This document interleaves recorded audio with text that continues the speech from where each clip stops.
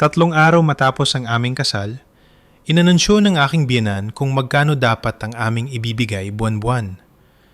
Mula ngayon, ang sahod naming mag-asawa ay kailangang ibigay lahat sa kanya para siya ang magtago. Hindi ito pondo para sa luho.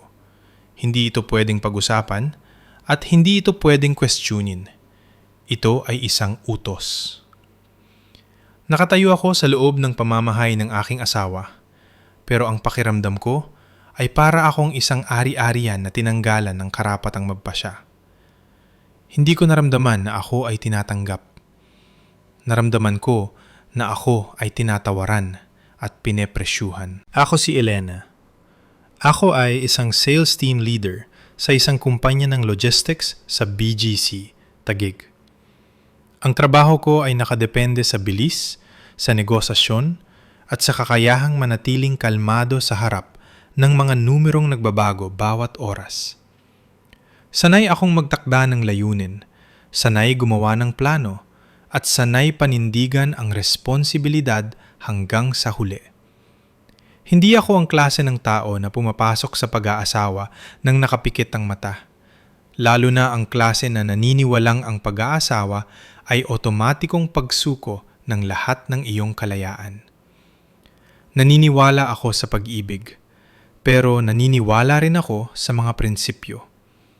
Ang respeto ang pundasyon at ang karapatang magpasya ang hangganan. Dumating si Mark sa buhay ko, taglay ang eksaktong kailangan ng isang babaeng matured na tulad ko. Katatagan. Hindi magarbo si Mark. Hindi siya mabulaklak magsalita para lang makuha ang loob ko. Pinili niyang panatagin ako sa pamamagitan ng gawa, sa pagiging consistent, at sa pagpaparamdam na siya ay lalaking makakasama ko sa pagbuo ng kinabukasan. Nang ikinasal kami, inakala kong pumapasok ako sa isang bagong yugto kung saan ang dalawang nasa hustong gulang ay matututong mamuhay ng magkasama, magbahaginan at sabay na uunlad. Lumipat ako sa kanilang 3 palapag na townhouse sa isang pribadong subdivision sa Quezon City. Wala akong ilusyon na magiging madali ang maging manugang, pero hindi ko inihanda ang aking sarili na kontrolin na parang isang bata. Isa lang ang hiling ko na napakasimple, ang mapunta sa isang pamilyang may mabuting asal. Ang kabutihang asal ay hindi nadadaan sa matatamis na salita. Ito ay kung paano tratuhin ng tao ang isa't isa kapag walang nakatingin. Ito ay ang pagtatanong muna bago gumawa ng desisyon na makakaapekto sa buhay ng iba. Noong mga unang araw, ang lahat ay lumipas sa paraang madaling makalinlang. Ang biyenan kong si Ginang Rosa ay nagpakita bilang isang babaeng marunong makisama. Tama lang ang kanyang atensyon para hindi ako masakal, pero sapat para maramdaman kong inaasikaso ako. Madalas niyang banggitin ang salitang disiplina at tradisyon. Nagsasalita siya tungkol sa pamilya na parang isang sistemang gumagana na ng maraming taon kung saan ang bawat isa ay may papel, may batas, at may pagkakasunod-sunod. Sinubukan kong intindihin ito sa positibong paraan. Ang pagkakaroon ng disiplina ay nangangahulugang may prinsipyo, at kung may prinsipyo, mas madaling maging payapa ang buhay. Pumapasok pa rin ako sa trabaho sa BGC tulad ng dati. Nariyan pa rin ang mga meeting sa kliyente, mahahabang tawag, at mga target na benta na nakadagan sa aking balikat. Pinanatili ko ang aking routine dahil naniniwala ako na kapag napanatili ng babae ang kanyang sarili, mas magiging matibay na sandigan ang pamilya. Naisip ko rin ang tungkol sa pag-aambag. Meron akong matatag na kita. Ayaw kong maging pabigat sa pamilya ng asawa ko. Hindi ako nabibilang o nagdadamot. Gusto ko lang na malinaw at patas ang lahat. Kung may gastusin para sa lahat, may prinsipyo para sa lahat, at responsibilidad ng lahat na mag-ambag. Pero ang natitira sa bawat isa ay dapat personal na karapatan. Ngunit eksakto sa 3 araw, ang lahat ng pabalat ng kabutihan ay natuklap sa pamamagitan ng isang tanong na mukhang normal pero may hatid na lamig na tumatagos sa buto. Magkanong sahod mo buwan-buwan? Marami na akong narinig na tanong sa buhay ko. Naranasan ko ng baratin ng kliyente, subukan ng mga partner ang aking limitasyon, at kilatisin ang aking kakayahan. Pero ang pakiramdam na tanungin tungkol sa sahod sa loob mismo ng bahay na kakahakbang mo pa lang bilang manugang ay hindi katulad ng anumang sitwasyon. Hindi ito kuryosidad. Ito ay pag-iimbentaryo. Ito ang unang hakbang ng isang negosasyon. At agad pagkatapos noon, inilatag ni Ginang Rosa ang batas ng bahay. Nagsalita siya na parang nagbabasa ng isang utos na hindi mababali. Ang mag-asawa na nagtatrabaho ay kailangang ibigay ang lahat ng pera kay mama. At si mama ang magbibigay ng panggastos. Sinabi niya ito sa boses na matigas. Tulad ng isang taong sanay, mag-utos at sanay na sinusunod. Walang senyales ng pakikipag-usap, walang puwang para sa tanong. Ito ay isang hatol na nakahanda na. Hinihintay lang akong tumayo sa tamang pwesto para tanggapin ito. Sa sandali ngayon, naintindihan ko kung bakit nauna ang tanong tungkol sa sahod. Gusto nila akong sukatin agad. Gusto nilang malaman kung magkano ang halaga ko para makwenta kung paano dadaloy ang pera papasok sa bahay at kung gaano ito kadalas. Nakatayo ako doon at ang buong kapasidad kong magtimpi bilang isang taong nasa hustong gulang ay biglang hinamon sa pinakamalupit na paraan. Hindi sa pamamagitan ng pang-iinsulto, kundi sa pamamagitan ng pag-alis ng aking karapatan. Tumingin ako kay Mark, sa asawa ko. Hindi ko kailangan na ipagtanggol niya ako gamit ang matatalim na salita. Kailangan ko lang na ipakita niya na naiintindihan niyang ito ay bagay na dapat pag-usapan ng mag-asawa. Kailangan ko lang siyang magtanong ng isang bagay. Ma, hayaan niyo muna kaming mag-usap ni Elena. Pero hindi ko yun natanggap. Ang katahimikan ni Mark nung mga sandaling yon ay hindi katahimikan ng walang alam. Para itong isang pagsang-ayon na matagal lang napagkasunduan. Para bang alam na niya na darating ang batas na ito at tumayo lang siya habang bumabagsak ito sa buhay ko na parang malaking bato. Hindi ako nasaktan dahil sa pera. Nasaktan ako dahil sa posisyon ko sa pamilyang ito. Ang isang babaeng kakakasal lang ay dapat ituring bilang bagong miyembro na kailangang respetuhin. Pero ako ay tinuring bilang isang mapagkukunan ng kita. Walang nagtanong kung may plano ba ako para sa sarili ko. Walang nagtanong kung may responsibilidad ba ako sa sarili kong mga magulang. Walang nagtanong kung may iniipon ba ako. Walang nagtanong. Nagbigay lang sila ng batas at inasahang yuyuko ako. Dati, iniisip ko na ang kasal ay kung saan natututo ang dalawang tao na magbahaginan. Pero sa sandaling yon, napagkanto ko na may mga pamilyang hindi naghahanap ng manugang para mahalin o makasama. Naghahanap sila ng manugang para ipasok sa sistema. Parang isang daloy ng pera na idedeposito sa joint account ng kapangyarihan. Ang ina ang may hawak ng renda, ang anak na lalaki ay sanay sumunod, at ang manugang, kung hindi papalag, ay magiging bahagi ng makinang yun sa loob ng maraming taon. Napakalinaw ng pakiramdam na selyado ang aking karapatang magpasya. Pumapasok ako sa trabaho, pumipirma ako ng kontrata, nagsasara ako ng deal, tinitiis ko ang pressure, nag-uuwi ako ng pera. Pero ang perang iyon ay hindi na mapapasailalim sa pamamahal ako. Hindi na ako ang magdedesisyon para sa buhay ko. Magiging isa akong taong kailangang humingi ng limos mula sa sarili kong pinaghirapan sa ngalan ng panggastos. At sa pag-iisip pa lang noon, kinilabutan na ako.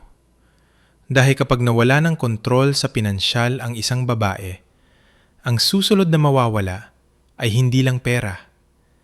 Ito ay ang boses, ang karapatang pumili, at ang kakayahang protektahan ng sarili kapag may nangyari. Naintindihan ko agad ang tunay na anyo ng batas na ito. Hindi ito para sa pag-iipon, hindi ito para sa kinabukasan. Ito ay isang mekanismo ng kontrol. Ang may hawak ng pera, ang may hawak ng kapangyarihan. Ang nag-aabot ng pera, ang nag-aabot ng karapatan. Ang taong gustong maging payapa ang bahay ay sa totoo lang. Ang taong gustong manatili sa tuktok ng kapangyarihan. At kapag ang ganitong sistema ay lumabas agad sa ikatlong araw, ibig sabihin ay nakalatag na ito noon pa man, parang bitag na naghihintay lang ng biktimang papasok. Sa isip ko, mabilis na nagpatong-patong ang lahat. Naalala ko ang maliliit na detalye na pinalampas ko dahil akala ko ay normal lang. Ang marapaalala ni Ginang Rosa tungkol sa disiplina, ang mga tanong na akala mo ay pagmamalasakit pero nakasentro sa pera, ang sobrang dulas na pagsang-ayon ni Mark sa mga opinyon ng ina niya.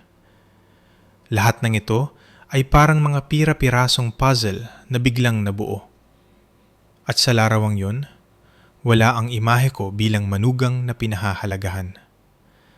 Ang larawang yun ay meron lang ako bilang isang yaman na kailangang kontrolin.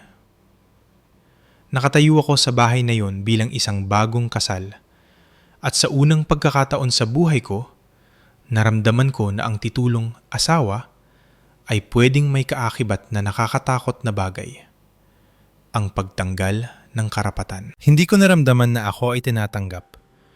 Naramdaman ko na ako ay pinapresyuhan.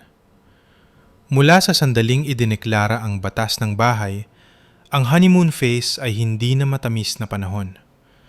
Naging manipis na pintura na lang ito na tumatakip sa isang malamig na mekanismo. Isang pinturang makintab para sa mga tagalabas para isiping masaya kami. Pero sa loob ay isang bitag na nakahanda ang tali. Hinihintay lang akong huminga ng malalim para sumikip at sakalin ako. Mula sa sandaling yon, naintindihan ko ng malinaw. Hindi nila gusto ng manugang. Gusto nila ng cash flow. At ang kaligayahang akala ko ay kakakamit ko lang ay isa lamang manipis na pintura sa ibabaw ng bitag. Agad matapos ilapag ang batas ng bahay na parang papel na may selyo na, hindi ko ginawa ang inaasahan ng lahat sa isang manugang na ginigipit. Hindi ako umiyak, hindi ako nakipagsagutan. Hindi ko ito ginawang maingay na away para lang masumbatan na walang modo. Alam na alam ko, may mga pamilyang hindi takot sa iyakan, hindi takot sa luha, at hindi takot sa pagsagot. Ang pinakakinatatakutan nila ay ang pagiging gising. At para maging gising, kailangang kontrolin ang paghinga, kontrolin ang boses, at panatilihin ang malamig na ulo sa gitna ng laro, kung saan ang batas ay sinulat ng may kapangyarihan. Pinili kong tumayo ng tuwid, hindi para makipag-away, kundi para ipaalala sa sarili ko. Ako ay isang taong may trabaho, may halaga, may karapatang magdesisyon, at walang sinuman ang may karapatang gawin akong pitaka na naglalakad dahil lang pumasok ako sa isang kasal. Sapat na ang pinagdaanan kong matitinding negosasyon sa BGC para maintindihan ang isang simpleng prinsipyo. Kapag hinihila ka ng kausap mo gamit ang emosyon, kailangan mong sumagot gamit ang hangganan or boundaries. Ang malinaw na hangganan ang tanging bagay na sasagip sa iyo para hindi ka malunok ng buo. Kaya naman, hindi ko itinanggi ang responsibilidad ko sa bagong pamilya. Hindi ko sinabing hindi ako mag-aambag. Pinili ko lang ang paraang patas.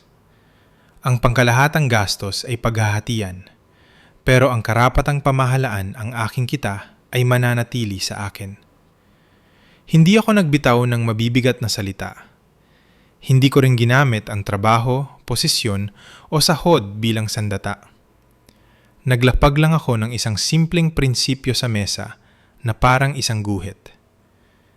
Handa akong tumulong, pero hindi ko isasuko ang karapatan ko sa buhay sa ngalan ng tradisyon. Pero sa sandaling, pinili ko ang pagiging kalmado. Agad kong nakita ang isa pang mekanismong umandar sa kabilang panig. Ang mekanismo ng panggigipit gamit ang moralidad.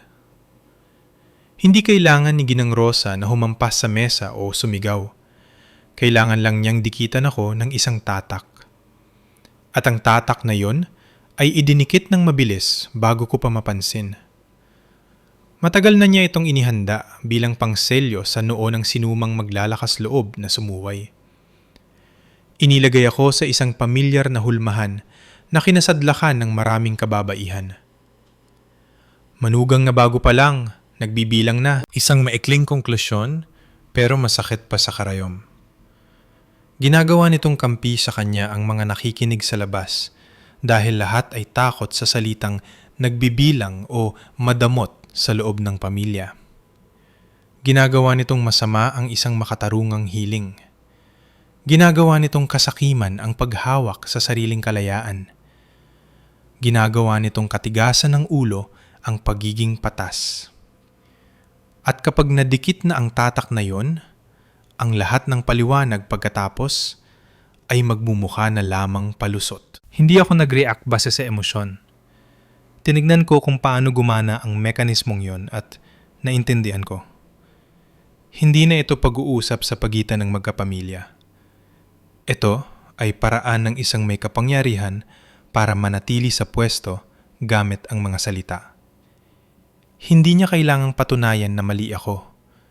Kailangan lang niyang palabasin na mukha akong mali sa mata ng iba. Hindi niya kailangang alamin ng plano ko. Kailangan lang niyang gawing pagiging makasarili ang plano ko. Hindi niya kailangang intindihin kung may hangganan ako. Kailangan lang niyang ituring na kawalan ng respeto ang hangganan iyon. Nakatayo ako ng tahimik at nagdesisyong gamitin ang isang tanong para subukan ang tunay na anyo ng tinatawag nilang tradisyon. Hindi ako nagtanong tungkol sa moralidad. Hindi ako nagtanong tungkol sa kultura. Hindi ako nagtanong ng mga abstract na bagay. Nagtanong ako tungkol sa pagiging consistent. Kung ang batas ng bahay ay totoong batas, dapat ay sakop nito ang lahat ng manugang sa bahay. At kung sa akin lang ito ipapatupad, hindi na ito batas. Ito ay kasangkapan. Kaya binanggit ko ang asawa ng kapatid ni Mark, si Mike. Kailangan ko lang banggitin ng isang pangalan at isang katotohanan. Sa bahay na ito, hindi lang ako ang manugang.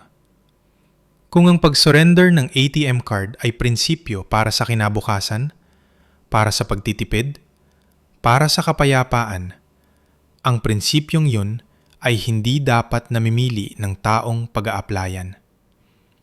Ang prinsipyo ay hindi pwedeng magkaroon ng dalawang pamantayan. Ang tanong na yon ay hindi para atakihin ng sinuman. Ito ay parang sinag ng ilaw na tumutok sa lugar na pilit nilang tinatakpan ng makapal na kumot. At alam ko, kapag tumama ang ilaw sa tamang pwesto, ang tinatawag na kaayusan ay kusaring maglalabas ng tunay nitong anyo. Agad-agad lumabas ang ines. Hindi dahil bastos ako, kundi dahil tinamaan ko ang bagay na pilit nilang iniiwasan, ang paboritismo. Hindi sumagot ang biyenan ko para aminin o magpaliwanag ng maayos. Pinili niyang magpalusot gamit ang ibang hangganan. Ang asawa ng kapatid mo ay pamilya na. Ikaw ay bago pa lang. Sa isang pangungusap, nahati ang lahat. Bigla, ang batas ng bahay ay hindi na pangkalahatang batas. Naging proseso ito ng pagkontrol na nakalaan lang para sa taong itinuturing na hindi pa mapagkakatiwalaan. At ang pinaka nakakatakot dito ay hindi ang salitang hindi mapagkakatiwalaan. Ang nakakatakot ay kung paano ito sinabi na parang napakanatural, na parang dapat ko itong tanggapin bilang kapalaran ng isang bagong manugang. Narinig ko kung paano niya ginamit ang salitang pamilya at nakita ko ang isang hindi nakikitang pinto na isinara sa mukha ko. Nagpakasal ako dito. nagbago ako ng papel. Dinala ko ang pangalang Manugang, pero sa definisyon niya, nasa labas pa rin ako. Ako pa rin ang taong kailangang inspeksyunin, kailangang hawakan ng mahigpit, kailangang bantayan. Samantalang, ang isa pang manugang ay itinuturing na kabilang na, ligtas at hindi kailangang bantayan. Naintindihan ko agad na ang tunay na laro ay hindi nasa pera, nasa kapangyarihan. Itong pumili kung sino ang pwedeng pagkatiwalaan at sino ang dapat paghinalaan. At ang kapangyarihang iyon ay hindi ibinibigay based sa logical na dahilan. Ibinibigay ito based sa antas ng pagsunod. Kung sino ang sipsip, mas mabilis maging kapamilya. Kung sino ang marunong yumuko, itinuturing na marunong makisama.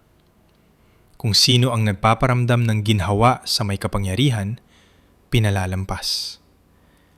Pero ang sinumang may alam sa kanyang hangganan, sinumang may malaking kita, sinumang ayaw ibigay ang susi ng buhay niya agad-agad, siya ang sasakalin. Doon ko nakita ang tunay na anyo ng reputasyon ng pamilya na madalas banggitin ng biyanan ko.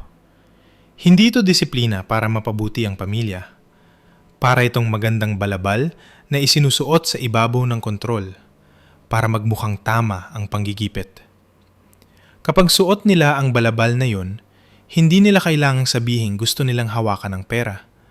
Sasabihin lang nilang pinapanatili nila ang kaayusan.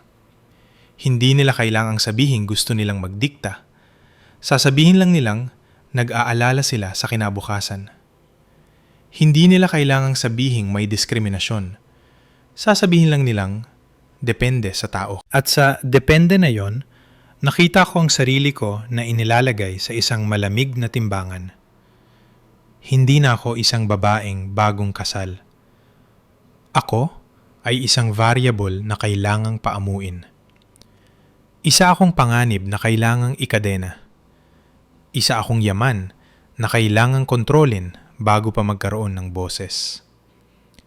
Samantalang, ang isa pang manugang ay itinuturing na okay na dahil nasa loob na ng impluwensya ng matagal, sapat na mabait para hindi makainis, sapat na malambot para hindi yumanig ang sistema. Ang pinakamasakit para sa akin ay hindi ang ma-misunderstand. Kaya akong tiisin na mali ang iniisip ng iba sa akin, basta't hindi nila kinukuha ang karapatan kong mabuhay. Ang masakit ay na-realize ko na ang kabutihang akala ko'y sasalubong sa akin ay may kondisyon. Umiira lang ito kapag ginagampanan ko ang papel na gusto nila. Kapag tinanggap kong kontrolin ako, tatawagin akong mabait. Kapag tinanggap kong sakalin ako, tatawagin akong marunong makisama. Kapag tinanggap kong ibigay ang lahat ng kita, tatawagin akong mabuting manugang.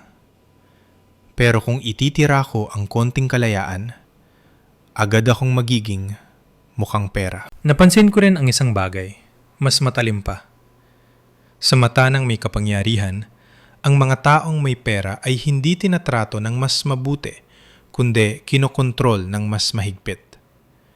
Kung sino ang mas may kakayahang magbigay ng halaga, siya ang mas pinupunterya. Kung sino ang mas magaling, siya ang sinusubukan kung susunod ba.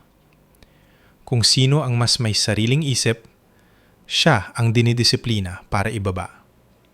At ako, sa posisyon at kita ko, ang naging pinakamasarap na biktima sa kwentong ito.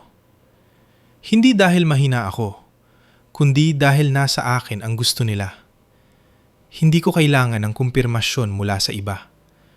Kailangan ko lang tignan kung paano umiikot ang lahat sa salitang remit o ibigay para maintindihan. Nang ilabas ang tanong tungkol sa pagiging patas, hindi sila sumagot gamit ang prinsipyo. Sumagot sila gamit ang pag-uuri. Nang magsalita ako tungkol sa responsibilidad, hindi sila nagsalita tungkol sa plano. Nagsalita sila tungkol sa tiwala. Pero tiwala na one way, kung saan kailangan kong patunayan na karapat-dapat ako. habang sila ay hindi kailangang magpatunay na patas sila. Nanatili akong kalmado hanggang huli. Hindi dahil mahina ako, kundi dahil ayaw kong bigyan sila ng rason para gawin akong bastos na manugang. Alam ko, ang taong gustong kumontrol sa iyo ay laging hahanap ng paraan para mawalan ka ng kontrol. Kapag nagalit ka, magsasabi ka ng mga bagay na sisira sa imahe mo. Kapag umiyak ka, iisipin nilang mahina ka. Kapag lumaban ka ng malakas, gagamitin nila ang reaksyon mo para patunayan na tama sila. Hindi ko ibinigay sa kanila ang kalamangan na iyon. Tahimik ko lang na tinanggap na dito, ang tradisyon ay hindi respeto, kundi pribilehiyo. Pribilehiyo ng marunong sumipsip at nasa loob ng sirkulo ng tiwala. At ang bago, ang may pera, ang may hangganan, ay babantayan, pipilitin, at sasakalin hanggang sa sumuko. At sa larong ito, ako ang pinakamalino na target. Hindi dahil may mali akong ginawa, kundi dahil pumasok ako sa isang sistema kung saan hindi nila kailangan ng manugang para mahalin, kailangan nila ng manugang para pamahalaan. Hindi na ako nagsalita pa. Hindi ko rin binawi ang prinsipyo ko. Naramdaman ko lang ng malinaw ang isang patong ng pressure na itinayo parang pader.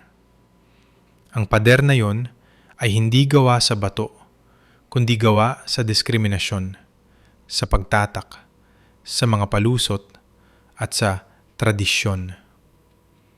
At nang maitayo ang pader na yon, naintindihan ko kung saang panig ako nakatayo. Sa panig ng taong sinusubok ang pagsunod, hindi sa panig ng taong tinatanggap bilang pamilya. Pagkatapos ng issue sa sahod at kung paano nila ako inuri bilang bagong salta na kailangang kontrolin, wala na akong inaasahang pagiging patas mula sa may hawak ng kapangyarihan sa bahay. Ang tanging hinihintay ko na lang ay kung gagawin ng lalaking kakapakasal lang sa akin ang tama. Hindi ako naghihintay ng rebelyon. Hindi ako naghihintay na may humampas sa mesa o tumayo laban sa buong pamilya. Naghihintay lang ako ng basic na bagay. Ang pangangamusta, ang kaunting pamamagitan, ang kamay na aalalay sa tamang oras para hindi ako maitulak bilang ibang tao sa sarili kong kasal. Pinaalalahanan ko ang sarili ko na lahat ng pamilya ay may alitan. Mahirap iwasan ang hindi pagkakaunawaan kapag bago pa lang. Pero may hangganan na kapag nalampasan, mabilis magbabago ang kulay ng lahat. Ang hangganan sa pagitan ng pakikisama at pagpapaamo. At sa hangganang iyon, ang tanging makakahila sa akin, pabalik sa ligtas na lugar, ay ang taong tinatawag kong asawa. Dahil kung titingnan niya ako bilang kabiyak, mahihirapan ang sistemang kumontrol sa akin. Pero kung titingnan niya ako bilang problemang kailangang solusyonan, maitutulak ako sa lugar na wala ng atrasan. Naghintay ako ng tanong tungkol sa nararamdaman ko. Naghintay ako ng pagamin na hindi ako mali sa pagnanais na hawakan ang sarili kong kalayaan. Naghintay ako ng senyales na hindi ako nag-iisa. Pero sa halip na lumapit sa akin ng may pakikinig, pumasok ang asawa ko sa kwentong ito bilang isang taong inatasang umapula ng sunog. At ang apoy sa mata niya ay hindi ang kawalan ng katarungan na nararanasan ko, kundi ang galit ng kanyang ina. Ang ugaling iyon ang nagpaintindi sa akin ng pinakamasakit na bagay. Hindi niya ito tinitignan bilang alitan na nangangailangan ng hustisya. Tinitignan niya ito bilang aberya na kailangang ayusin agad para tumahimik ang bahay. Ang paraan ng pagtingin niya sa akin ay parang pagtingin sa isang taong sumira sa kaayusang nakalatag na. Sa mga matang yon, wala akong nakitang pag-aalala. Wala akong nakitang proteksyon. Nakita ko lang ang pressure na kailangang humupa ang galit ng mama niya, na kailangang maging payapa ang bahay, na kailangang ibalik ang normal na hangin na nakasanayan niya. Narinig ko siyang sisihin ako dahil ginalit ko ang mama niya. Narinig kong ipinatong niya sa balikat ko ang responsibilidad ng kapayapaan ng bahay na para bang obligasyon ng bagong dating ang manahimik. Narinig ko siyang pilitin akong ibigay ang ATM card para tumigil na ang lahat. Kapag pinili ng lalaki ang kapayapaan sa pamamagitan ng paghingi sa asawa na isakripisyo ang karapatan nito, hindi na yon pagkakasundo. Yon ay isang uri ng hatol na binalot sa pabalat ng para sa pamilya. Inakala kong masasaktan ako dahil sa panggigipit ng biyenan, pero hindi ko inasahan na ang saksak ay manggagaling sa taong pinakamalapit. Dahil kung nagsabi lang sana siya ng isang pangungusap na hayaan mong kami ng asawa ko ang mag-manage, nag-iba sana ang lahat. Pero hindi siya nagsalita.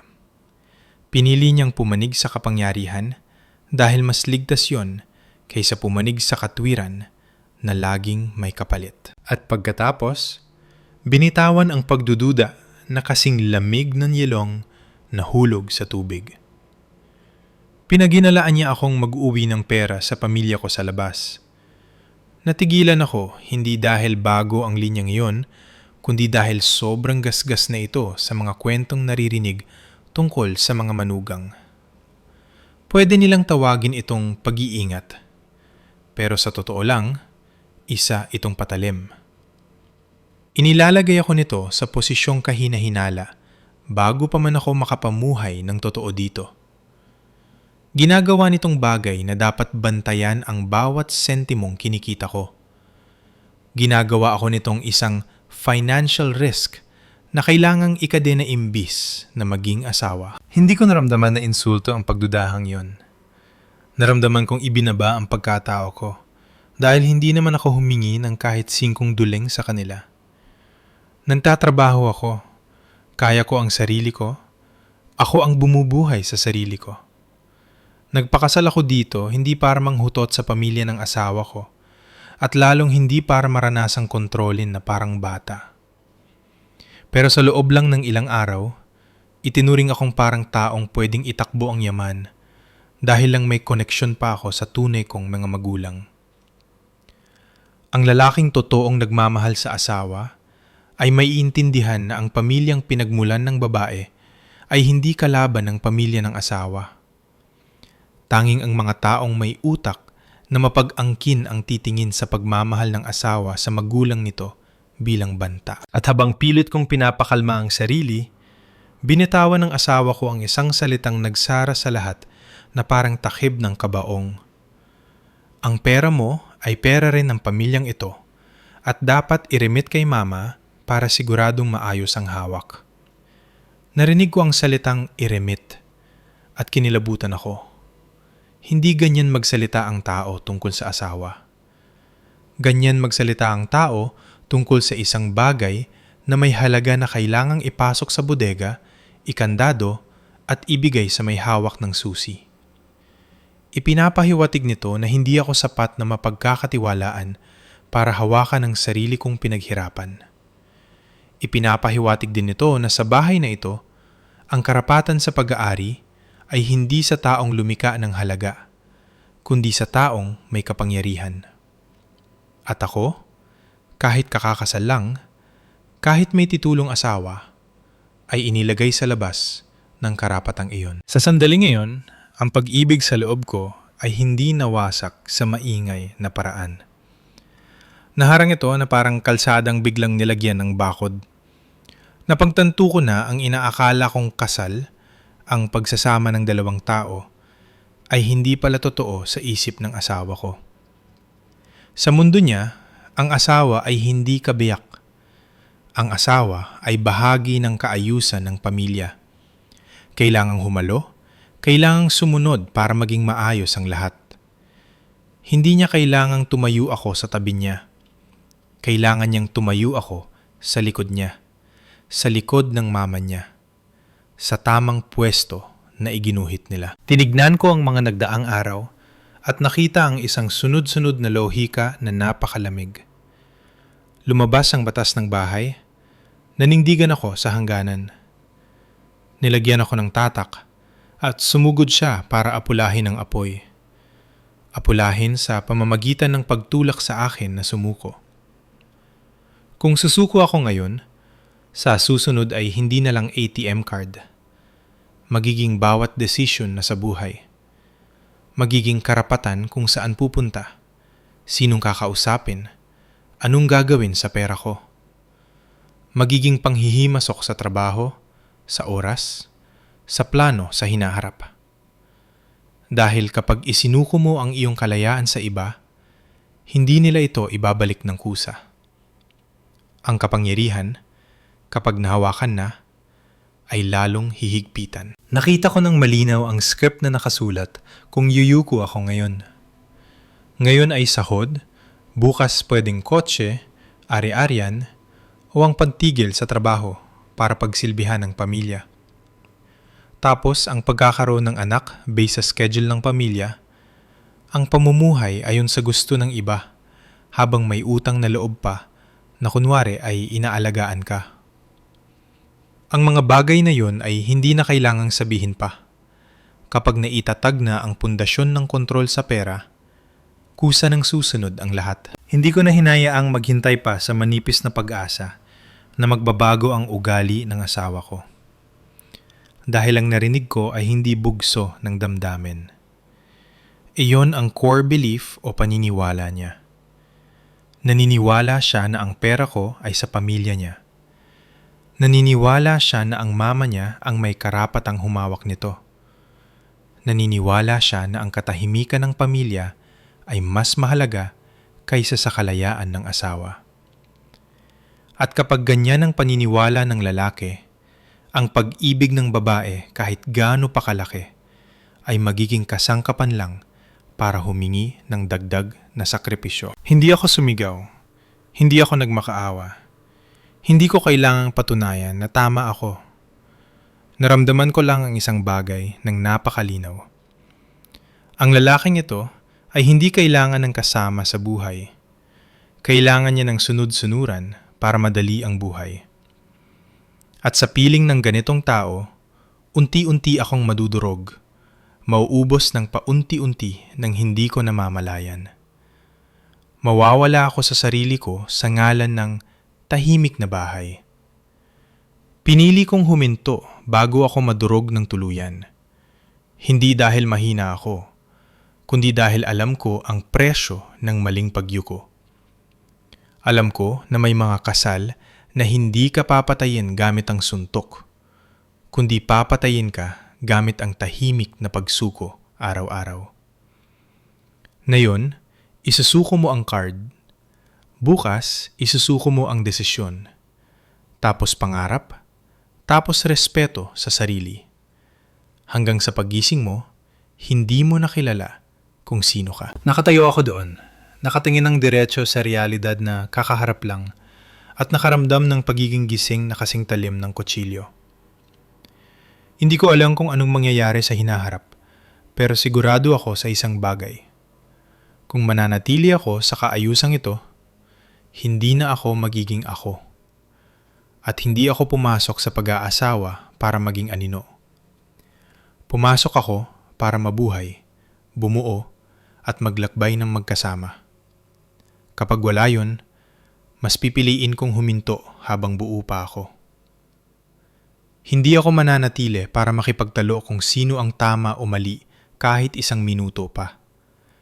Dahil naintindihan ko na ang pinakamapanganib sa isang kasal na hindi balanse ay hindi ang isang beses na pag-aaway, kundi ang kakayahan nilang baluktutin ka ng paunti-unti at tawagin pa rin itong pagmamahal. Nang mabuo ng malinaw ang desisyon kong huminto, ginawa ko ang tamang gagawin ng isang adult para iligtas ang sarili. Humiwalay sa lugar na sumasakal sa akin. Nang gabi ngayon, hinila ko ang maleta ko at umalis sa Quezon City. Hindi ko piniling umalis ng umiiyak o nag-iingay para bigyan sila ng rason na tawagin akong naggugulo. Umalis ako tulad ng pag-alis ko sa isang delikadong transaksyon sa BGC. Cut losses agad. Umalis sa danger zone. Panatilihin ang prinsipyo. Umuwi ako sa Mandaluyong, kung saan makakahinga ako bilang normal na tao. Hindi isang ari-arian na kailangang i-turn over. Hindi cash flow na kailangang ikadana. Ang pagod ay hindi galing sa biyahe, kundi sa bagay na kakakita ko lang. Maling sistema ang pinasukan ko. Isang sistema ang tingin sa karapatan ko ay bagay na pwedeng kumpiskahin. Akala ko pag alis ko ay maiintindihan nilang kailangan ko ng espasyo para kumalma, na lumampas na sa limitasyon ang lahat. Akala ko magkakaroon ng katahimikan bago matutong mag-usap ulit ang mga tao ng may respeto. Pero kinaumagahan, na-realize ko na masyado kong tinaasan ang tingin sa kakayahan nilang rumespeto at masyado kong minaliit ang takot ng mga taong sanay kumontrol. Nag-vibrate ang telepono ko ng parang baliw. Hindi lang isa o dalawang tawag, kundi sunod-sunod na parang bagyong humahampas sa kamay ko. Hindi pa ako nakakabuelo, puno na ang screen ng mga missed calls at mga bagong tawag. Parang may gustong humila sa akin pabalik gamit ang puwersa, bilis at panggigipit.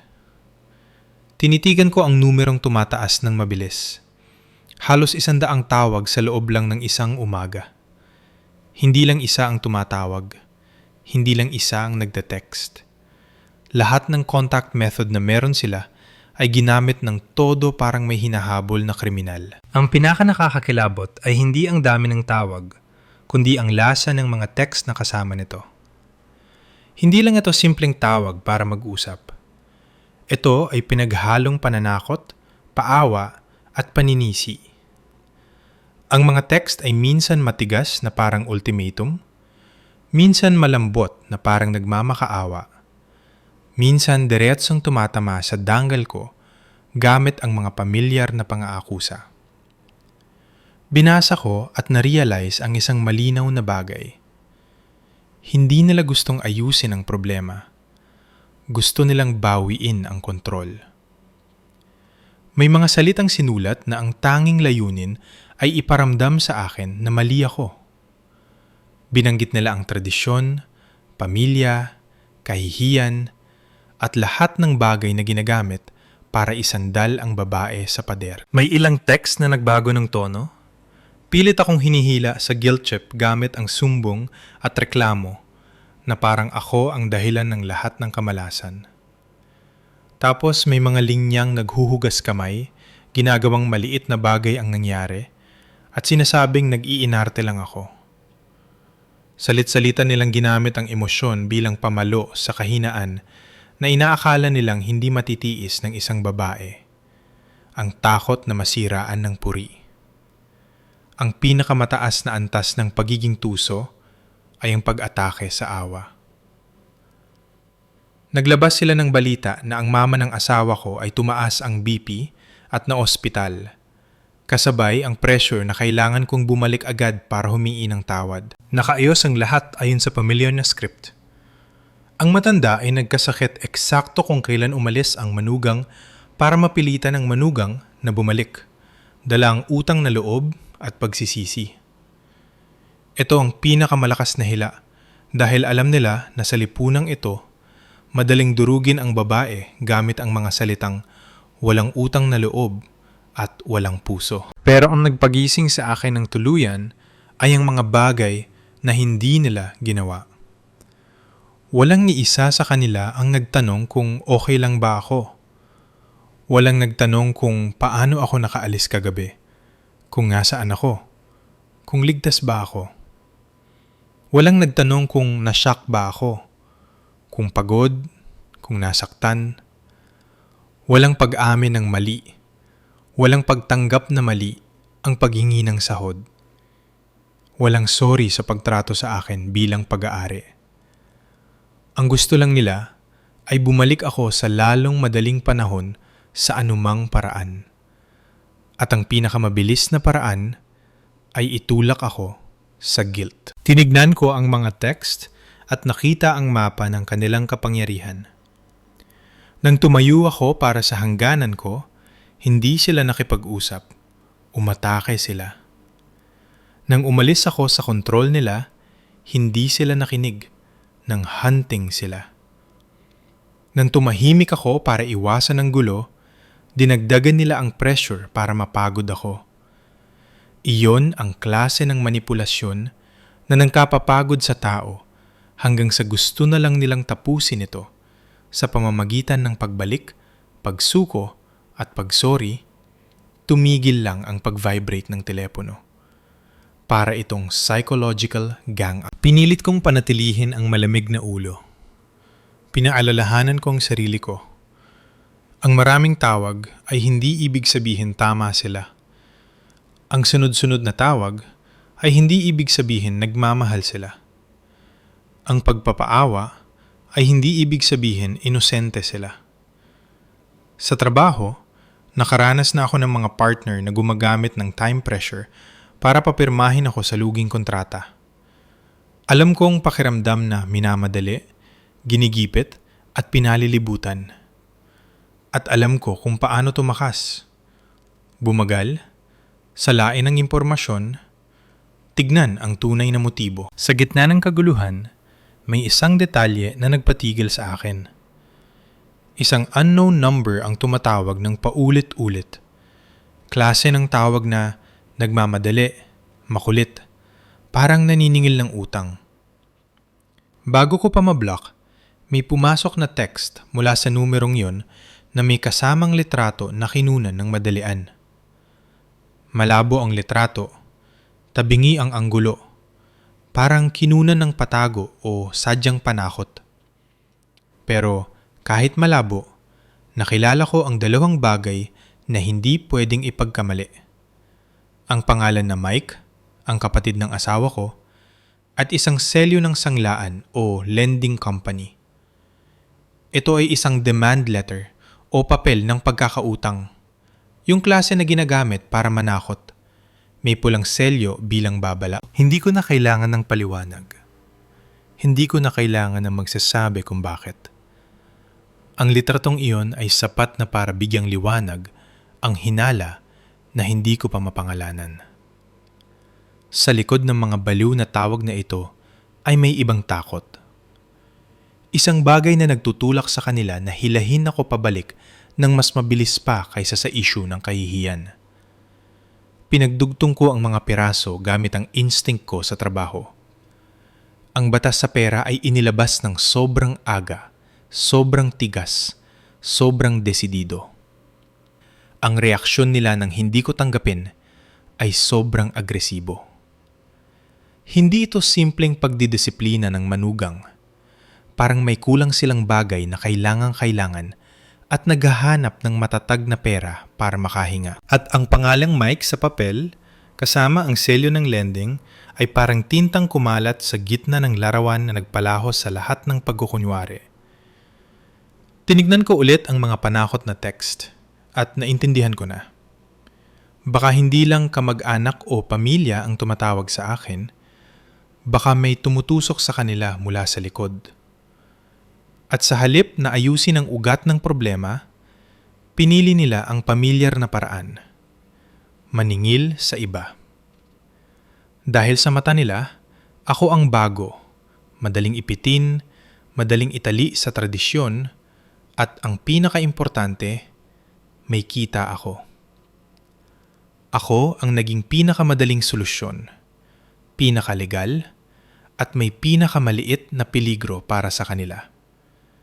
Kailangan lang nilang bumalik ako at mag-remit ng sahod, at tatahimik ang lahat ayon sa gusto nila. Habang nagbabasa ako, lalong luminaw ang isang bagay na masakit hanggang buto.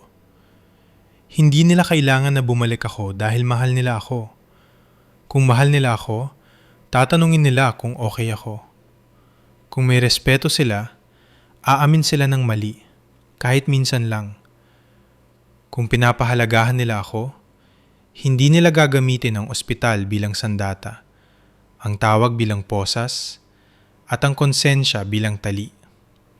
Ang lahat ng ginagawa nila ay hila, pilit, bitag, at takot para itulak ako pabalik sa kontrol. At kapag ang tali ay humigpit gamit ang halos 100 tawag, halo-halong text, drama sa ospital, at isang litrato ng utang na nakapangalan kay Mike, naintindihan ko na ang posisyon ko sa kwentong ito.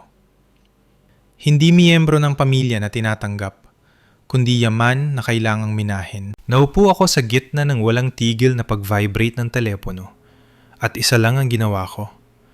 Tandaan.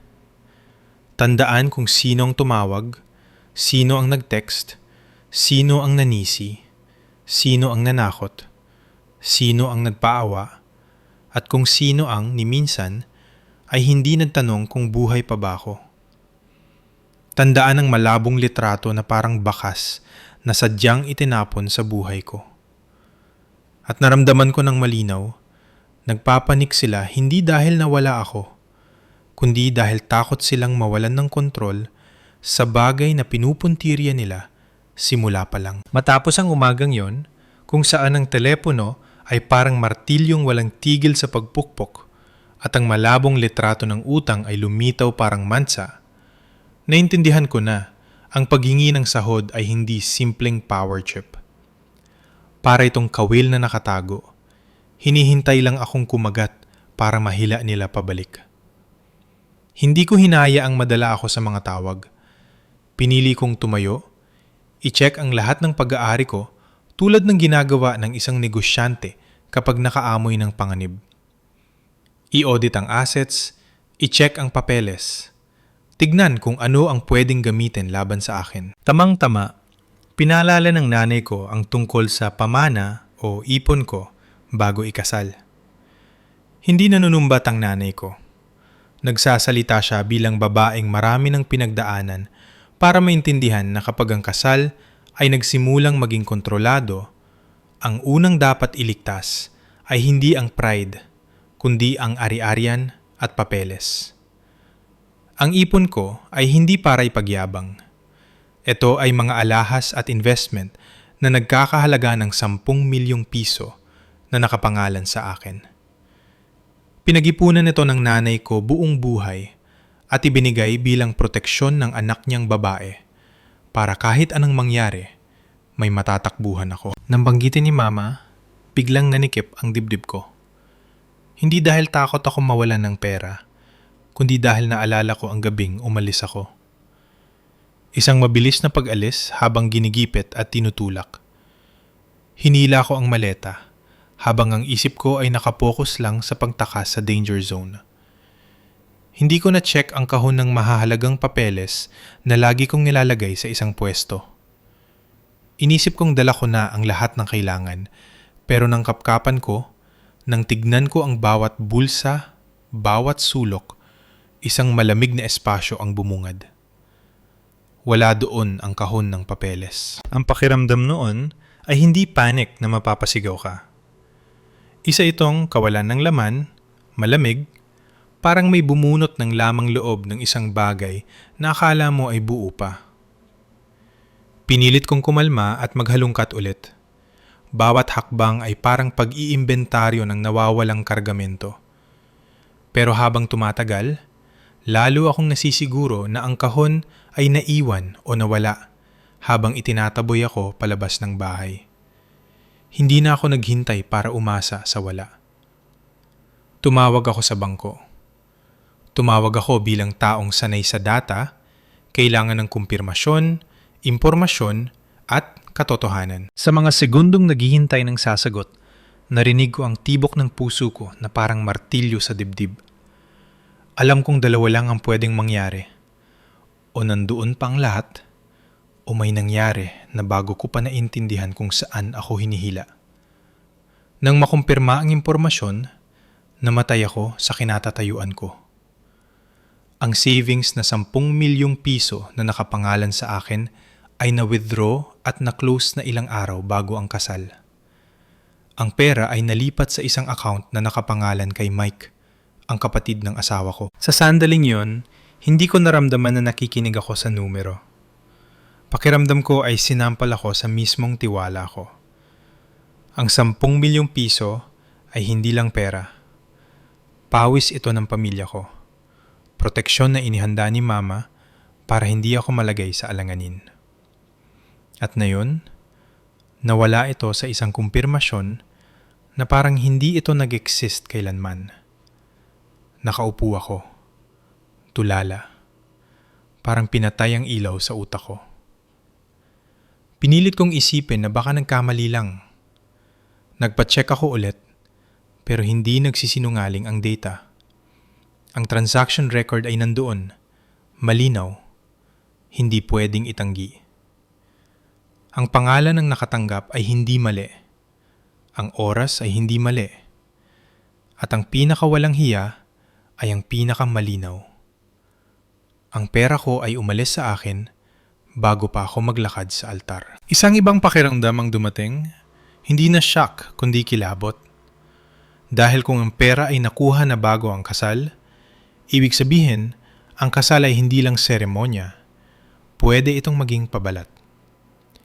Isang legal na pabalat. Pabalat para magmukhang may pinagsamahan, may pamilya, may titulo. Para takpan ang pagnanakaw na ginawa ng maaga, malinis, at malamig. Pinilit kong kumalma at nagsimulang umilaw ang mga alaala parang warning lights. Bago ang kasal, nagmakaawa ang asawa ko na pumirma ako sa isang set ng dokumento para daw sa pagbubukas ng joint account para madali. Tanda ko ang pakiramdam nun. Akala ko normal lang ito sa mga mag-asawang titira sa isang bahay. Akala ko ang paghahati sa pera ay senyales ng tiwala. Akala ko gusto lang ng lalaking ito na pumasok sa bagong buhay ng maayos. Pero sa mga dokumentong yun, bukod sa mga akala ko ay normal na procedure, meron palang enrollment sa online banking at authorization letter na may visa. Ang rason ay mukhang luikal. Madalas siyang mag-business trip. Kung kailangan ng down payment sa kasal, madaling asikasuhin. Hindi na ako abalahin sa meeting. Pumirma ako dahil sa pamilya, dahil sa convenience, dahil sa tiwala. Hindi lang yon. Hiniram din ng asawa ko ang cellphone ko para i-register ang app. Sabi niya i-type ko daw ang OTP para ma-activate. Isang maliit na galaw, isang minutong hiram, isang bagay na akala ko walang mali siya. Ginawa ko nang hindi iniisip na ang OTP na yon ay susi sa kaban ng yaman. Hindi ko naisip na ang convenience minsan ay ang pinakamagandang bitag dahil hindi kailangan ng pilitan. Kailangan lang na iabot mo ang kamay mo. Nang bumalik ang alaalang yon, ang lahat ay bumagsak sa tamang pwesto parang pinto. Ang pakiramdam ng pagkatakot ay hindi dahil may nagsabing mali ako, kundi dahil nakita ko ang sarili kong mga galaw na tumulong para mabuo ang plano nila. Pumirma ako, nag-type ako, nagtiwala ako. At ang tiwalang yon, ang naging perpektong kawil para mahila nila ang pera bago ko pa na-realize kung nasaan ako. Bigla, naging malinaw ang lahat ng nangyari nitong mga nakaraang araw sa nakakatakot na paraan. Bakit inilabas agad ang batas sa sahod? Bakit tumatawag sila ng sunod-sunod na parang gusto akong hilahin pabalik sa anumang paraan? Bakit halo-halong panakot at paawa ang mga text? Bakit hindi nila kailangang malaman kung okay ako? Kailangan lang nilang bumalik ako. Bakit laging pera ang usapan? Laging kontrol? Laging pag-remit ng kita? Dahil natikman na nila ang lasa ng matagumpay na pagnanakaw at gusto nilang ituloy. Napagtanto ko na ang tinatawag na honeymoon ay hindi totoo. Manipis na pintura lang ito sa pader na itinayo na. Isang pader kung saan hindi ako kasamang nagtayo, kundi isang materyales na ipinasak para takpan ang mga butas nila. Akala ko pumasok ako sa mabuting pamilya, pero ang malupit na katotohanan ay simula pa lang. Ang layunin ay hindi pagmamahal. Ang layunin ay cash flow. Ang masakit dito ay hindi lang ang paggawala ng 10 milyong piso. Ang masakit ay ang ma-realize na ang bitag ay hindi inilagay pagkatapos ng kasal. Inilagay ito bago ang kasal. Ang kasal sa sandaling ito ay lumabas bilang isang maskara. Isang paraan para maging legal ang lahat. Ginawa nitong mukhang pagmamalasakit ang lahat para mas madaling gumalaw, mas madaling magtago, at mas madaling palabasin ang paglaban ko ay pagsira sa pamilya. Ginawa nitong para sa mag-asawa ang mga pinirmahan ko. At nang magising ako, ang nawala ay hindi lang pera, kundi ang paniniwala sa mga bagay na akala ko ay sagrado. Hindi na ako makaiyak sa paraang mahina. Ang sakit ay naging ibang anyo. Mas matalim, mas gising. Parang pakiramdam ng taong naloko sa kontrata, na binasa naman pero nahulog pa rin sa bitag dahil nagtiwala sa kapartner. Ang kaibahan lang, hindi ito negosyo. Ito ay kasal. At ang kapartner ko ay ang taong akala ko ay makakasama ko habang buhay. Tinignan ko ang mga natitira sa akin. Mga papel, kumpirmasyon ng bangko, alaala ng pirma at OTP. Bawat detalye ay parang pako na bumaon sa iisang konklusyon. Hindi ito misunderstanding. Ito ay pagnanakaw na pinaghandaan. At kapag naintindihan mong pinaghandaan ka, ang takot ay nawawala at napapalitan ng malamig na pagiging gising. Ang pagiging gising ng taong alam na nakatayo siya sa harap ng katotohanang hindi na maibabalik sa dati. Ang pagiging gising ng taong na-realize na sa kwentong ito, ang kasal ay hindi simula ng ligaya. Ito ang marka na ang bitag ay sumara na. Matapos kumpirmahin ng bangko na ang 10 milyong piso ay simot na at dumiretso sa account ni Mike, naintindihan ko ng malinaw. Kung babagal pa ako, tatakpan nila ang lahat ng hamog na kung tawagin ay pamilya.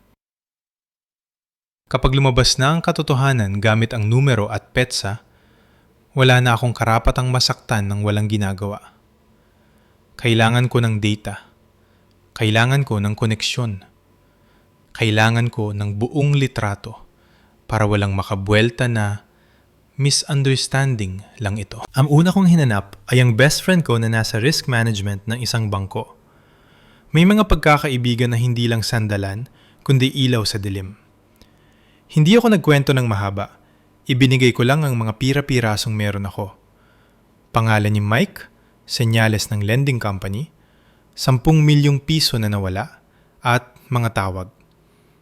Sa mga taga-risk, amoy na amoy nila ang baho.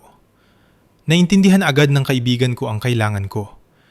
Credit history at financial trail. Nang lumabas ang resulta, para kong pinalo ng maso.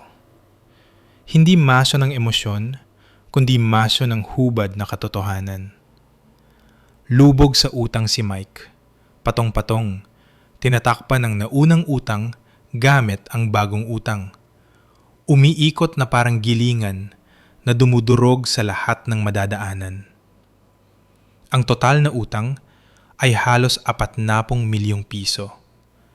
At sa mga linyang iyon, may bakas na hindi pwedeng balewalain. Mga transaksyon na may amoy ng sugal, may amoy ng illegal.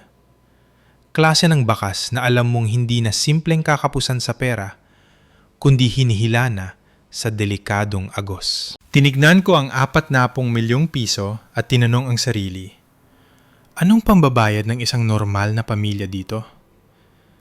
Tapos, naalala ko ang batas ng bahay sa 3 araw. Naalala ko ang pagtawag nila na parang nanghuhuli. Naalala ko ang drama sa ospital.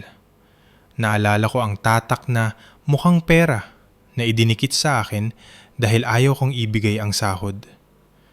Kusa na lang nagdugtong-dugtong ang lahat, swak na swak hanggang sa nakakakilabot. Hindi na ito away ng binan at manugang. Nakakita ako ng malaking hukay ng utang na nakanghanga. At ako, na may matatag na kita, ang ginawang oxygen tank para hindi sila lamunin ng sarili nilang hukay. Pero kailangan ko pa ng mas matibay. Ebidensya na hindi pwedeng sabihing kwento lang. Gusto ko ng hindi maitatangi. bakas, litrato, saksi. Bumalik ako sa Quezon City sa ibang paraan. Hindi para humingi ng tawad, kundi para magmanman gamit ang mata ng taong nang-ongolekta ng ebidensya. Humingi ako ng CCTV footage sa guard ng subdivision. Hindi ko kailangan ng malinaw na parang pelikula. Kailangan ko lang makita ang pattern. At nakita ko, may mga taong may tattoo na nag-aabang sa labas ng gate na parang nagbabantay ng oras. May mga taong text ng text habang naglalakad-lakad, tumitingin na parang naghahanap ng biktima. May mga sandaling maghihintay ng matagal, tapos aalis, tapos babalik sa ibang araw. Eksaktong galawan ng naniningil. Hindi kailangang mag-ingay, pero laging nandoon para iparamdam na hindi sila aalis. Tinignan ko ang mga imaheng iyon at naalala ang malabong litrato ng demand letter. Dalawang bagay na nagtugma parang fingerprints. Hindi pa doon natapos, kusa ring lumabas ang kwento ng mga kapitbahay. Narinig ko ulit ang mga kwentong dati ay binaliwala ako. May pumunta dyan na naniningil, nagmumura sa tapat ng gate. Isang kwentong parang wala lang pero kung ilalagay sa sitwasyon na yun, isa itong pako na bumaon ng malalim. Dahil ang tao ay nagmumura lang sa labas ng gate kapag wala ng ibang paraan para maningigil. At kapag ang isang bahay ay minura na sa labas, ibig sabihin ay sira na ang pangako, sira na ang tiwala, at nasa listahan na ng sisinggilin ng marahas. Sinimulan kong tignan ang lahat gamit ang bagong mata. Hindi na mata ng asawang nasasaktan, kundi mata ng biktima na sinasalba ang sarili. At isang revelasyon pa ang nagpalamig sa gulugod ko. Sa telepono ng asawa ko na naiwan niya minsan, may text na hindi pa nabubura. Maikli pero sapat para ilantad ang tunay na motibo.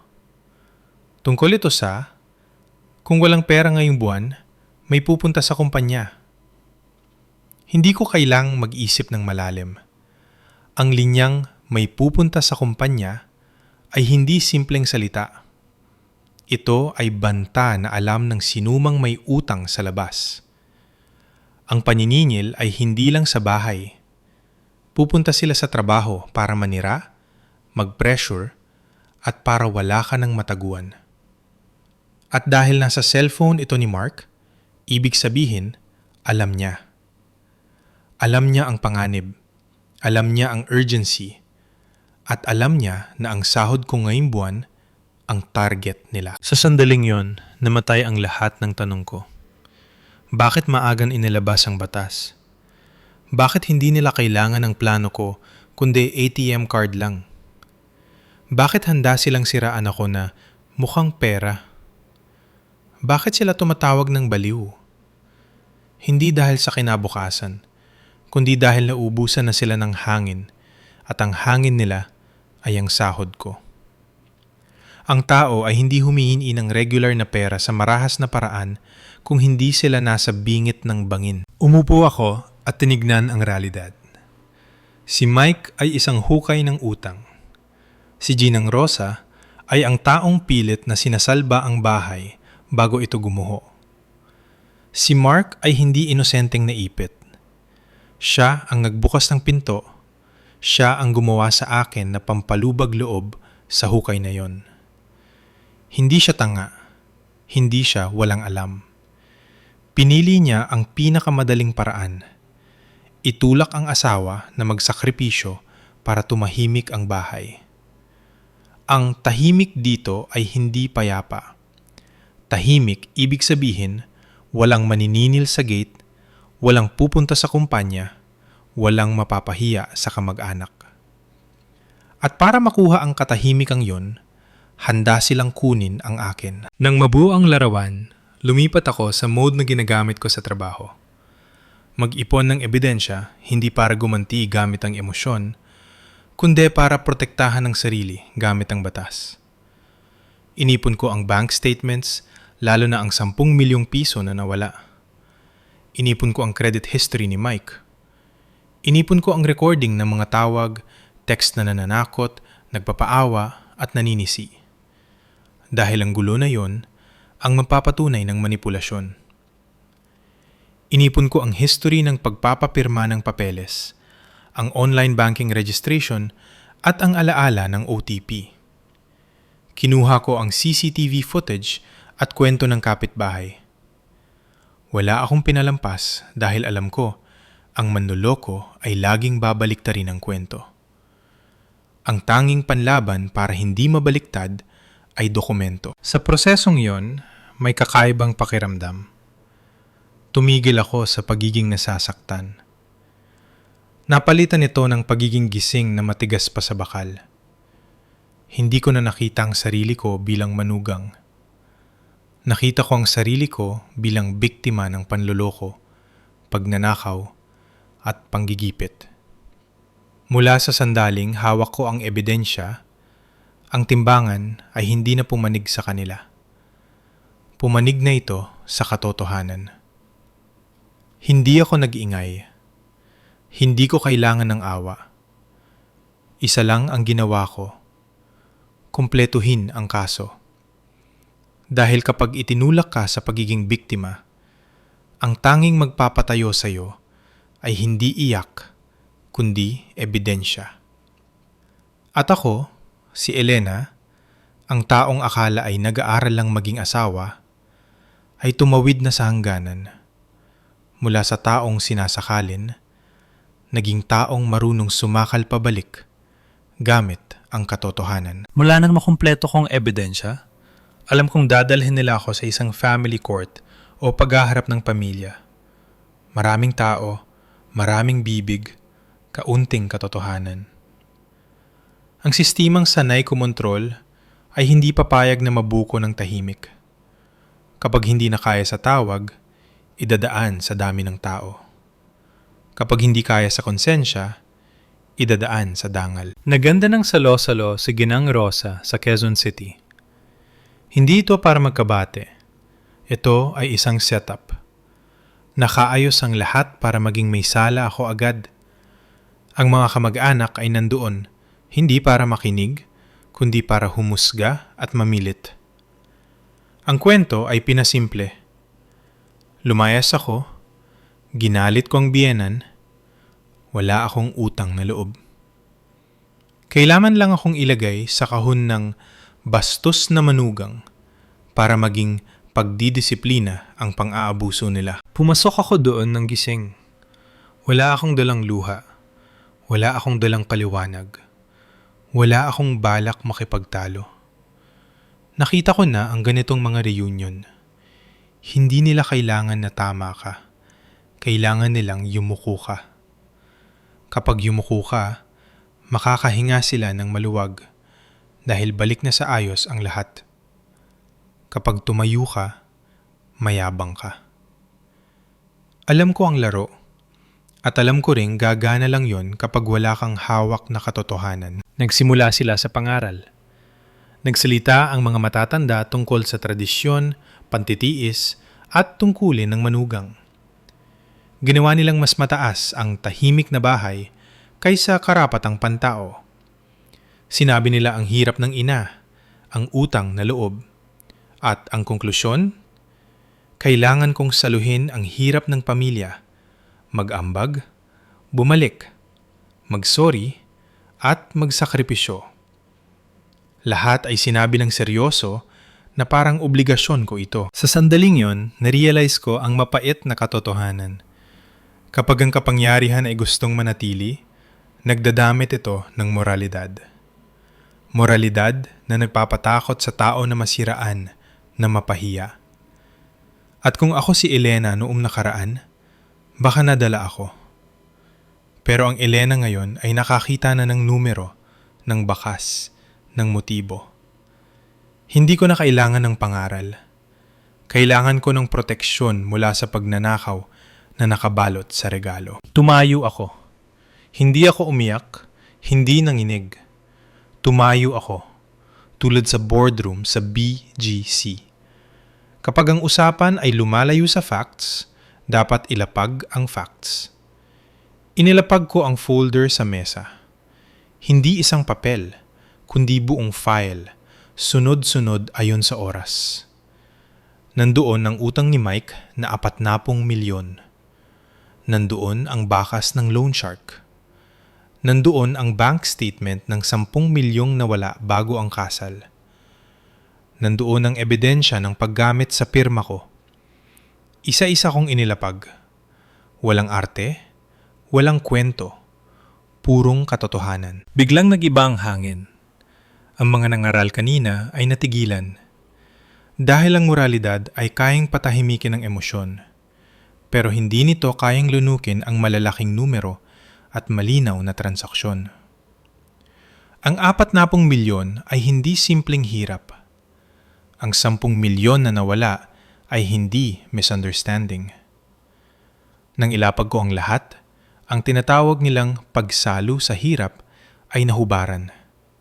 Hindi nila ako iniimbita para tumulong. Iniimbita nila ako para magtapal ng butas.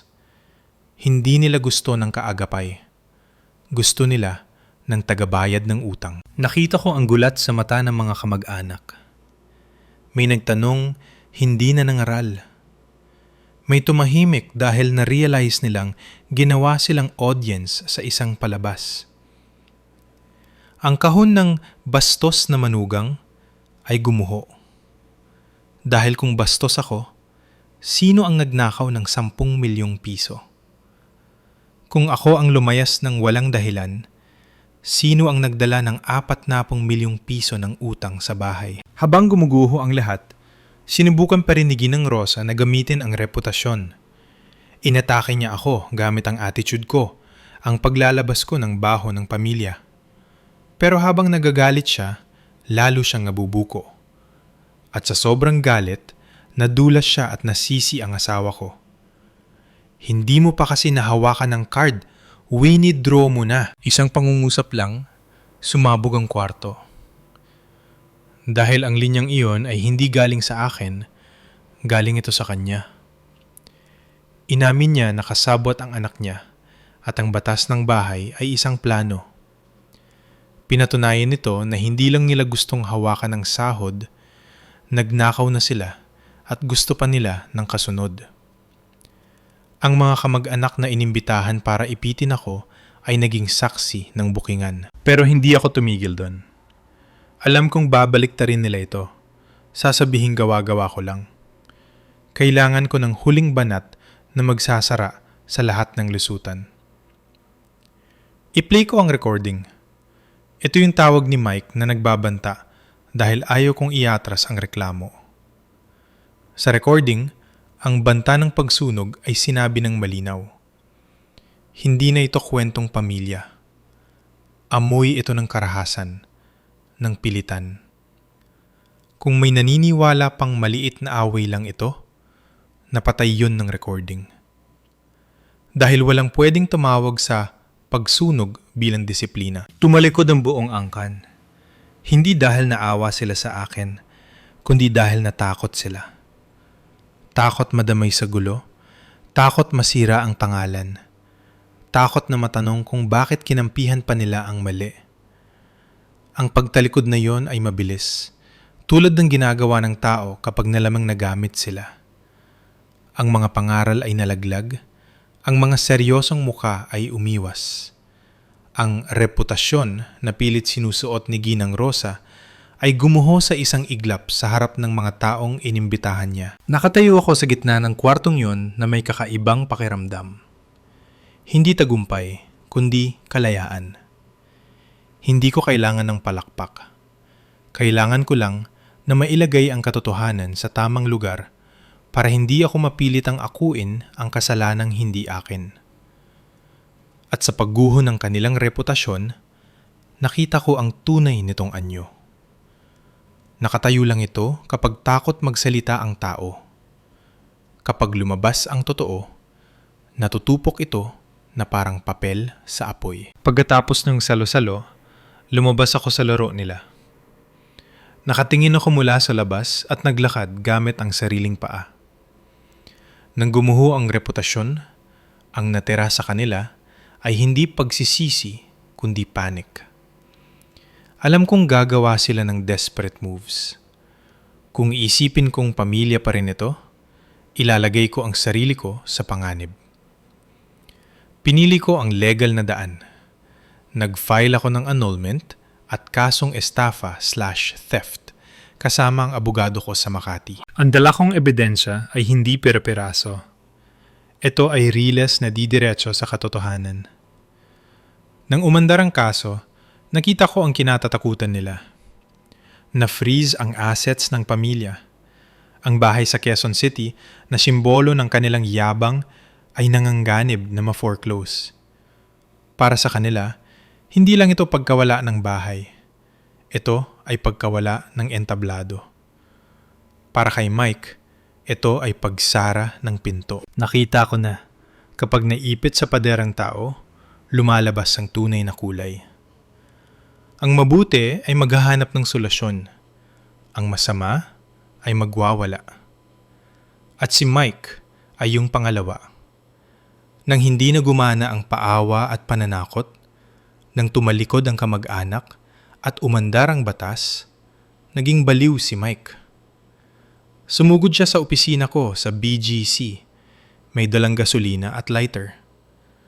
Ang layunin ay hindi mag-usap, kundi takutin ako para iurong ang kaso. Ang taong baon sa utang at gipit ay hindi na nakakakita ng kinabukasan. Ang nakikita lang nila ay mandamay o lumubog. Pero hindi na ito pelikula kung saan tatayo lang ako at magugulat. Nakaanda na ako simula pa nung salo-salo. Nang marinig ko ang banta sa recording, alam kong pwede itong mangyari. Hindi ko ipinaubaya sa swerte ang buhay ko. Inabisuhan ko na ang security ng building, binigay ang litrato ni Mike at sinabi ang panganib. Sinabi ko ang totoo. May banta. Kailangang mag-ingat. Inihanda ko ang phone ko para mag-record at mag-live location. Nag-usap kami ng mga katrabaho ko ng signal. Kapag nakita si Mike, tawag agad sa isa-isa 3. Pulis. Nang pumasok si Mike, nangyari ang lahat ayon sa plano. Tumawag agad ng pulis ang katrabaho ko. Handa ang mga guard. At ako, ang pinaka-importante, hindi ako nagpanik. Lumayo ako. Hindi ako nakipagsagutan para lalo siyang magalit. Sumagot ako ng maikli para magpalipas ng oras. Para makahinga. Para hindi lumala. Alam kong ang taong may hawak na gasolina ay hindi nakikinig sa rason. Ang kailangan ko ay oras at distansya. Dumating ang tulong sa tamang oras. Nakontrol ng guard si Mike bago maging trahedya ang lahat. Dumating ang mga pulis at inaresto siya. Ang gasolina at lighter ay naging ebidensya. Ang mga bagay na panakot nila ay naging patunay na tama ako. Wala nang misunderstanding. Wala nang lusot gamit ang luha. Kapag lumabas ang karahasan, ang katotohanan na ang nagsasalita. Pagkatapos nun, na-realize ko, ang malakas na babae ay hindi yung maingay makipag-away. Ang tunay na lakas ay ang marunong protektahan ng sarili gamit ang utak at batas. Hindi ako nanalo dahil mas malakas ang boses ko. Nanalo ako dahil hindi ako nagpahuli ng walang ebidensya. Hindi ako nagpadig sa takot. Hindi ako nagpadig sa pag-iisa. Umandar ang batas at sa huli, napilit ang ibenta ang bahay sa Quezon City para bayaran ang 10 milyong piso plus interest at damages.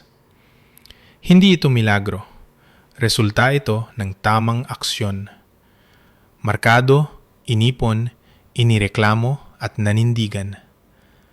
Nawala ang asawa ko hindi dahil hindi ko na siya mahal, kundi dahil maling kampo ang pinili niya. Akala niya ang pagpapayuko sa asawa ay katalinuhan. Ang nakuha niya lang ay isang babaeng umalis ng tahimik at kasal na nasira sa ugat. Si Mike ay nakulong dahil kapag gumamit ka ng dahas para takpan ang totoo, pinirmahan mo na ang sarili mong parusa. Nawalan ng bahay si Ginang Rosa.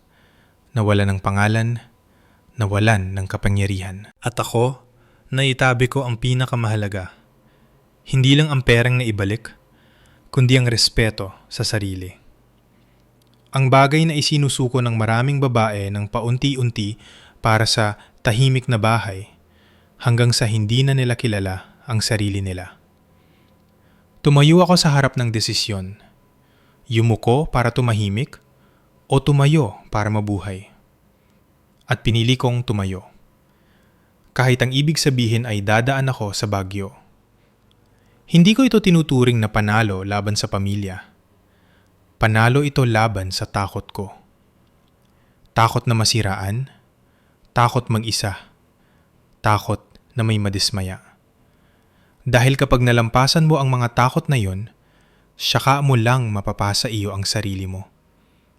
At kapag nasa iyo na ang sarili mo, walang makakagawa sa iyo na maging cash flow, sakripisyo, o anino sa loob ng bahay na tinatawag nilang masaya. Lumabas ako sa kasal na iyon bitbit ang leksyon na kasing tigas ng bakal. Ang pag-ibig ay hindi dapat itayo sa pag-aalis ng karapatan. Ang pamilya ay hindi dapat tumakbo gamit ang kontrol. At ang babae, kahit gaano kabait, ay dapat may hangganan. Sariling kalayaan, kaligtasan, at boses. Kung nawala ang respeto sa sarili, walang perang makakabili nito pabalik. Kung naririnig mo ito at bumigat ang puso mo, tandaan mo, ang pinaka-nakakatakot sa kasal ay hindi ang maging mahirap, kundi ang mawalan ng karapatang mabuhay, pero tinuturuang magtiis para sa kapayapaan. May mga bitag na hindi gawa sa tali, kundi gawa sa salitang pamilya, sa pressure ng kamag-anak, sa mga pangaral na mukhang tama pero ginagamit para payukuin ka. At kapag yumuko ka minsan, hihilingin nilang yumuko ka habang buhay. Ang aral dito ay hindi nasa pera, wala rin sa kung sino ang nagbayad. Nasa sandaling na-realize mo na ang respeto sa sarili ang pinakamahal na yaman. Ang perang nawala, pwedeng kitain. Ang dangal na nasira, pwedeng ayusin. Pero kapag ibinigay mo ang manibela ng buhay mo sa iba, mabubuhay ka sa takot at paalam. Magmahal ka, magsakripisyo ka, pero huwag mong isakripisyo ang hangganan ng pagkatao mo. Kung nasa ganitong sitwasyon ka, huwag kang manahimik mag-isa. Humanap ka ng mapagkakatiwalaan, mag-ipon ng ebidensya, at piliin ang legal na paraan para protektahan ang sarili.